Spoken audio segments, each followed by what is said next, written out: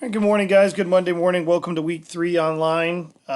Today we are going to kind of expand on a topic that was started out on Friday. Friday we were looking at megacities and metacities around the world, and today what we're going to look at, considering the fact that most of those megacities are located in the developing world, what we're going to look at today are some issues that shape cities in general in the periphery in the developing world. Because again, many of the world's most populous cities are located in the less prosperous parts of the world.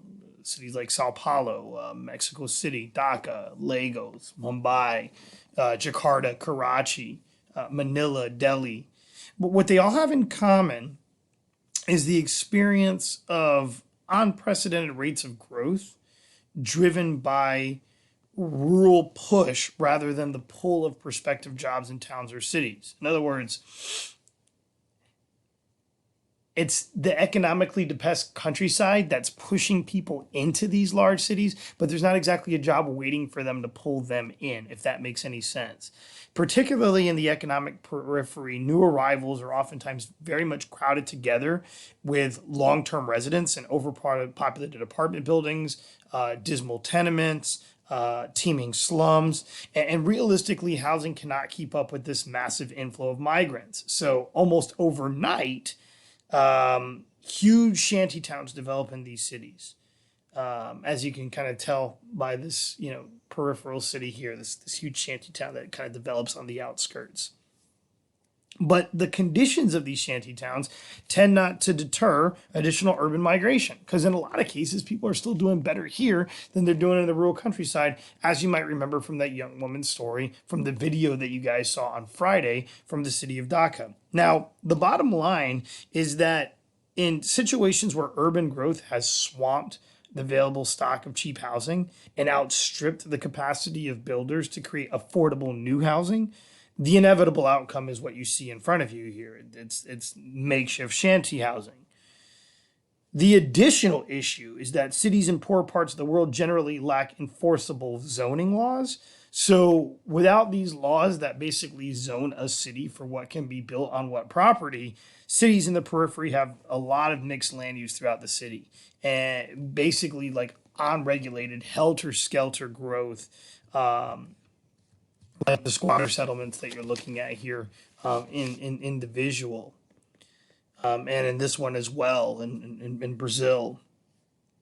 What this visual also brings to mind in this from this photograph from Sao Paulo, Brazil, is that across the global periphery, one trait that all major cities have in common is this stark contrast between wealthy and poor.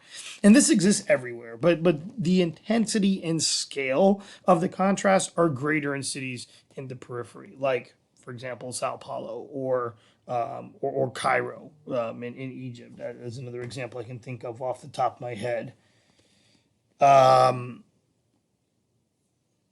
In the periphery and in the semi-periphery, a sea of slum development typically begins where the permanent buildings end.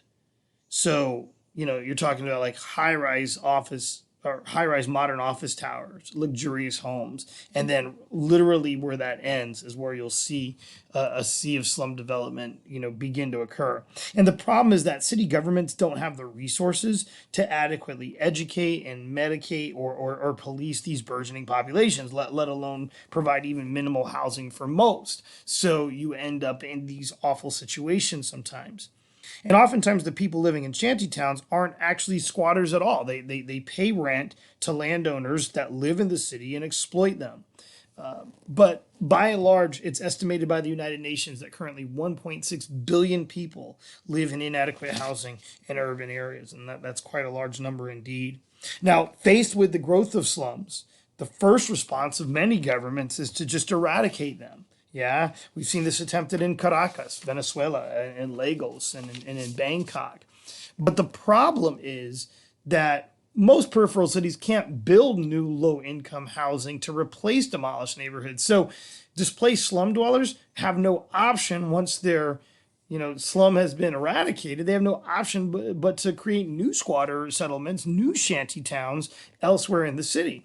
Now, sometimes shanty towns can function as important reception areas for migrants to the city with supportive communal organizations, informal employment opportunities that allow people to adjust to city life and that help them to adjust to city life. We call these slums of hope. But sadly, there are many shanty and squatter settlements where community organization does not emerge. Instead, what you end up with is, are kind of grim and desperately miserable conditions like overcrowding, lack of adequate sanitation, lack of maintenance,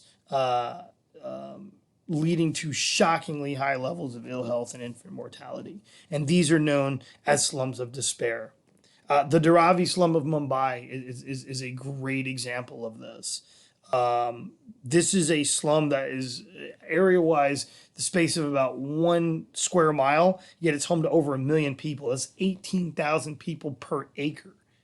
One toilet per every 1,440 people. And during monsoon rains, flooded streets run with human excrement. Okay.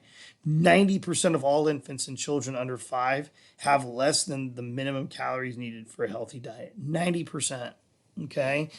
These are tremendously staggering numbers. And this is one of many examples, like again, this notorious slum in Mumbai known as Dharavi. Now, in many peripheral cities, 1/3 to 1/2 of the population is engaged in what we call the informal sector, meaning that people who can't find regularly paid work usually resort to other ways to making a living, like street vending or shoe shining or craft work or street corner repairs, scavenging garbage dumps to get some recyclables, selling souvenirs, driving pedicabs, making homebrewed beer, dressmaking. These might seem marginal from the point of view of the global economy, but there are more than 1 billion people around the world who feed, clothe, and house themselves from such occupations. And in the environments of extreme poverty, children are expected to work in these informal economic sectors as well. Now, the upsides of all of this is that pedicabs and affordable, non-polluting pedicabs or like bike transportation that you're offering up to others. These are affordable and non-polluting forms of transportation. Garbage picking. It's this is not an ideal job to be in, of course, but it's also an important means of recycling paper and steel and glass and plastic products in these cities that don't actually have recycling programs. Peripheral cities are oftentimes unavailable, or I should say unable, to provide basic infrastructure as well, of highways, of transportation, of schools, utilities, emergency services. And so the problem is that the informal sector, jobs like this guy that's, cutting hair on a street corner, the problem is that they don't yield any tax revenue. They're so important to people's livelihoods, that's for sure, but they're not taxed jobs. So city funds are insufficient to provide an adequate infrastructure to maintain a safe and sanitary environment. Yeah, you would think that at this intersection here, you would see traffic lights, but they don't exist. Yeah, people are kind of policing themselves.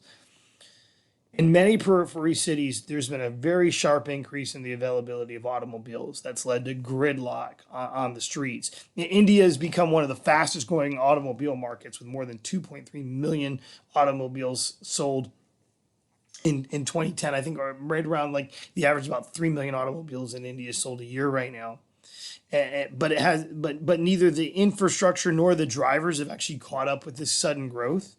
India has only 1% of the world's cars, but it has 10% of the world's traffic fatalities, just to kind of give you an idea. Mexico City, Bangkok, Sao Paulo, these are cities that have similar traffic woes. Yeah, so traffic is a major problem for these cities on the periphery. Also, water supplies and sewage also present acute problems for many cities in the periphery.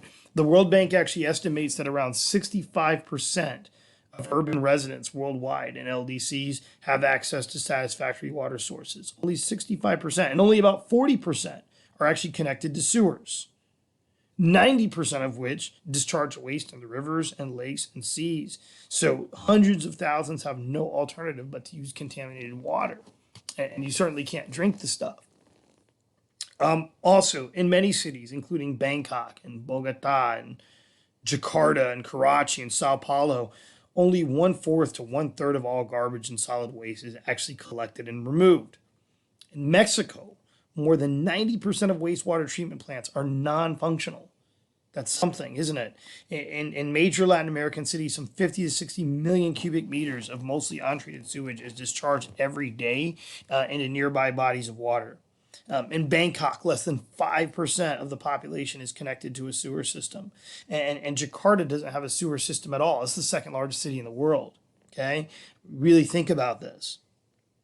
It's also not surprising, in kind of conclusion here, that peripheral cities are unable to devote many resources to environmental problems. So air pollution has escalated to very harmful levels in many cities. Worldwide, according to the United Nations, more than 1.1 billion people live in urban areas where air pollution exceeds healthy levels. China, as a country, has 16 of the 20 most polluted cities in the world, and that pollution is blamed for 400,000 premature deaths a year. That really, really is something. Yeah. So hopefully this gives you a little bit of an overview of some of the problems, some of the challenges that are faced in peripheral cities. The final thing that you're going to do today, though, is you're going to watch a short TED Talk from the mayor of Rio de Janeiro, where he talks about possible solutions that can be, addressed regarding the problems of cities in the peripheries. So give that a look as well. I'll post that, and that is your assignment for today. Have a good one.